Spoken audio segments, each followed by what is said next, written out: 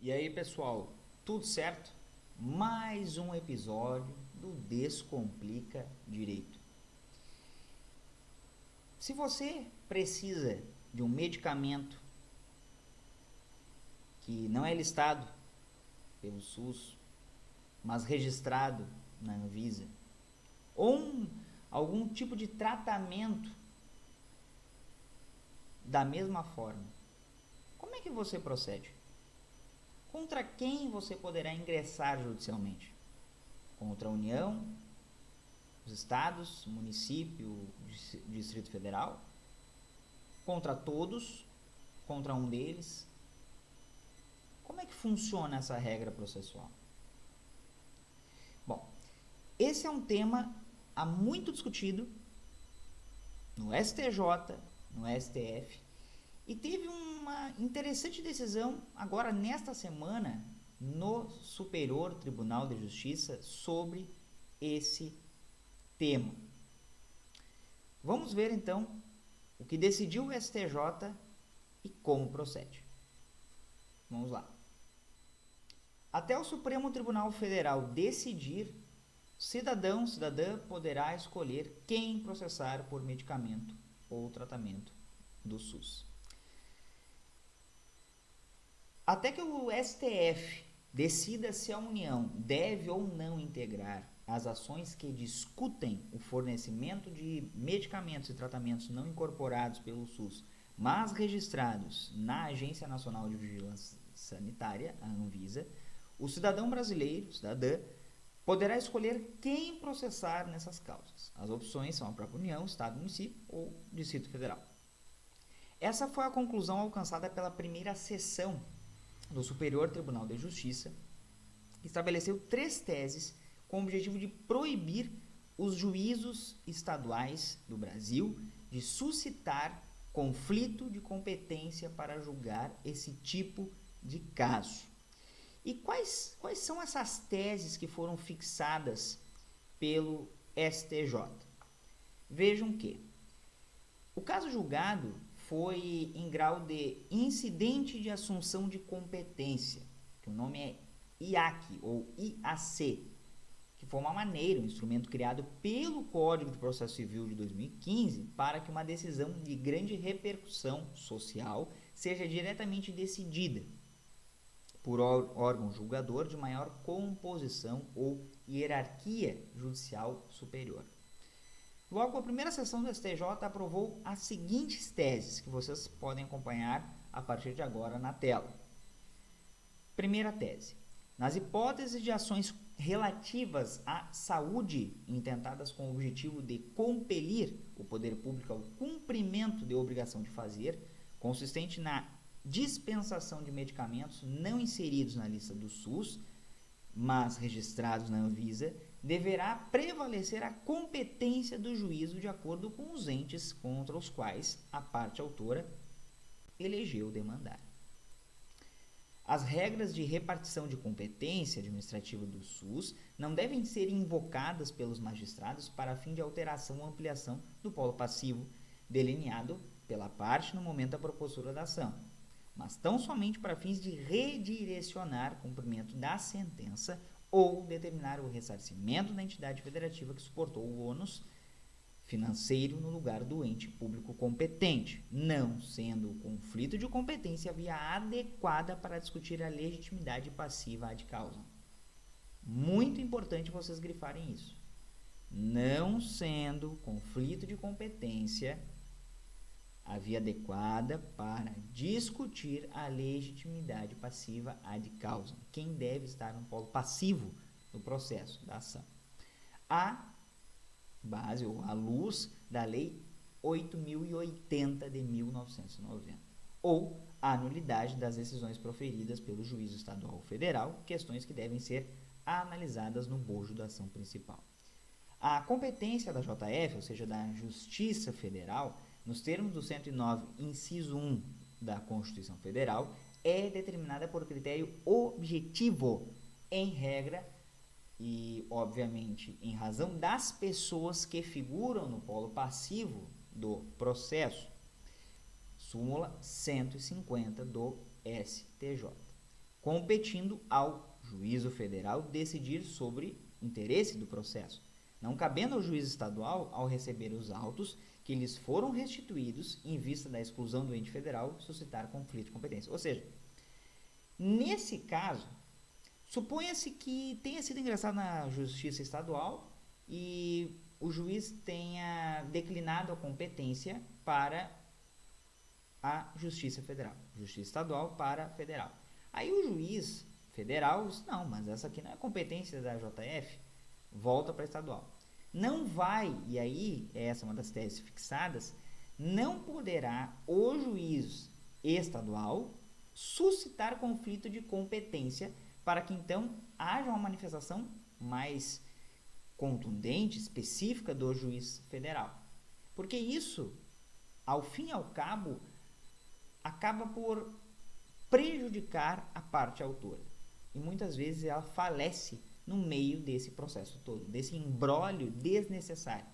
E aqui, mais especificamente no Rio Grande do Sul, isso é muito comum. O juiz estadual não quer apreciar aquilo, porque julga que deveria, então, se é um medicamento tal, a União estar ali compondo o polo passivo, e se não está, deve estar, e se ela já está remetida para a Justiça Federal, o que não faria nem sentido, porque, obviamente, se tivesse ou não, já teria sido distribuída na Justiça Federal, mas ele entendendo que a União tenha que estar. A ele não, olha, só está o Estado aqui, só está o município, não, tem que ir para a JF porque precisa da União. Não é necessário e não está permitido isso. Isso é muito interessante para que nós possamos quebrar esse gargalo que acaba prejudicando aos usuários do SUS, a todos nós. E por quê? Por que, né, que esse problema ele estaria? Na verdade, com esse entendimento, o cidadão ele pode escolher se vai ingressar contra o Estado, contra o município ou contra ambos. Ou a ação se deve tramitar na Justiça Estadual, nesse caso.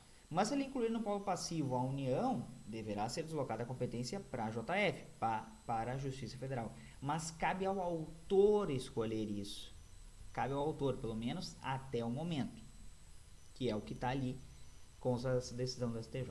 E esse imbróglio, essa celeuma, ela existe porque o Sistema Único de Saúde, o SUS, criado lá pela 8.080 de 90, é constituído por ações e serviços de saúde prestados por órgãos e instituições públicas federais, estaduais e municipais. E aí, em 2015, o STF decidiu que isso faz com que a União, estados e municípios tenham uma responsabilidade solidária. Vejam que é solidária, não subsidiária. Ou seja, todos têm responsabilidade de tornar efetivo o direito à saúde. E em decisão tem sido interpretada por juízes estaduais do país inteiro como uma necessidade de a União estar no polo passivo das ações de fornecimento de remédio não incorporado pelo SUS. E isso tem levado a determinações de emenda da inicial sob pena de extinção da ação, declínio de competência em favor da JF.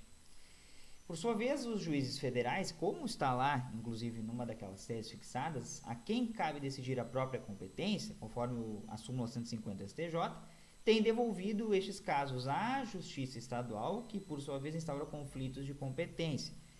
E aí o ministro Gurgel de Faria, relator, né, desse caso lá no STJ, diz o seguinte: a situação está caindo na cabeça do hipossuficiente. A parte, às vezes, morre sem o remédio, sem o tratamento. Fecha aspas. A controvérsia tem chegado ao STJ por meio de recursos especiais, mandados de segurança, reclamações e conflitos de competência. E aí as teses aprovadas por unanimidade de votos proíbem os magistrados de invocar a repartição de competências do SUS para alterar o polo passivo dessas ações. O Supremo Tribunal Federal, por sua vez, ainda analisará se a União deve ou não integrar essas ações. E agora, por último, o ministro Gilmar Mendes, relator do recurso extraordinário 1366243, tema de repercussão geral 1234, lá na Corte Constitucional, suspendeu todos os recursos sobre o assunto que estejam em tramitação no próprio Supremo e no STJ. E vejam que, ainda segundo o ministro Gurgel de Faria, no STJ, a briga sobre a competência para julgar as ações envolvendo pedido de fornecimento de medicamentos e tratamentos no SUS envolve o ônus financeiro que essas decisões acarretam, ou seja, quem deve pagar pelos remédios e procedimentos. Ok, isso é sabido. E destacou que, independentemente da decisão judicial, nada impede que o ente que teve que pagar indevidamente seja demande, né? Então o ente demandado peça o ressarcimento no atendimento aos serviços prestados ou a outra esfera do governo, caso o final se demonstre não ser sua atribuição para fornecimento desse medicamento ou tratamento. E, evidentemente, e esse é um ponto fulcral aqui, a existência de entraves burocráticos não justifica o ato de transferir a demanda para a Justiça Federal. O risco é de impor obstáculos ao paciente que depende do medicamento, do tratamento urgente para evitar o agravamento de sua doença ou até sua morte. Resumindo isso tudo, cabe ao autor, autora da ação, escolher contra quem vai demandar. Não cabe ao juiz estadual suscitar conflito de competência para dizer que a União deve constar e aí, evidentemente, deslocar a competência para repassar a competência para a Justiça Federal. Então, isso é muito importante para entendermos esse problema criado, por enquanto, com um saneamento, vamos dizer assim, uma resolução, mas vamos aguardar os próximos capítulos. Certo, pessoal? Não se esqueçam de se inscrever no canal, isso é muito importante, a participação de todos e todas, de comentar, de ativar o sino para receberem as notificações de novos vídeos e compartilhar o conteúdo, evidente. De nos seguir lá no @descomplicadireito01 no Instagram, bem como no formato podcast no Spotify e em outras plataformas de audiomúsica, e também se inscrever no nosso canal do Telegram, cujo link consta aqui na descrição do vídeo. Certo? Era isso por hoje, um abraço a todos e todas e até mais.